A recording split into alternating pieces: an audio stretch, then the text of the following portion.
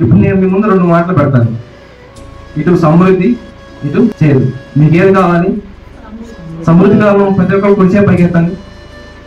మనందరికి ఏం కావాలి? సమృద్ధి కావాలి. కావాలంటే మనం ఏం చేయాలి? కీర్తన గ్రంథము 36వ అధ్యాయము 8వ వచనం. ఇక్కడ ఏముంది? నీ మందిరం యొక్క సమృద్ధి వలన వారు సంతృప్తిగా వస్తున్నారు.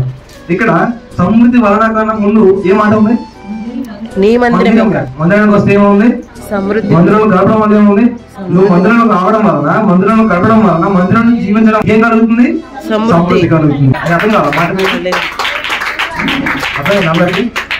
మీ అందరికి డౌట్ రావాలి. మందిరానికి వెళ్ళాలా? మందిరంలోనే ప్రార్థన చేయాలా? మందిరానికి వెళ్తే దేవుడు మాట్లాడతాడా? మందిరానికి వెళ్తే ఆశీర్వదిస్తాడా?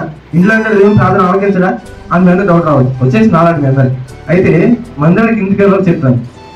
మన విశ్రాంతి దినంలో ఆదివారం మనం దేవుని మందిరానికి వస్తే మనకి దేవుడు ఏం చేస్తా అంటాడు? ఫస్ట్ వచ్చిన పవిత్ర పరుస్తా అంటాడు. ఆమె ఏమన్నాడు?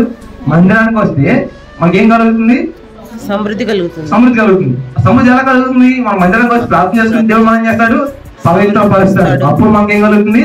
ఆటోమేటిక్ గా సమృద్ధి కలుగుతుంది.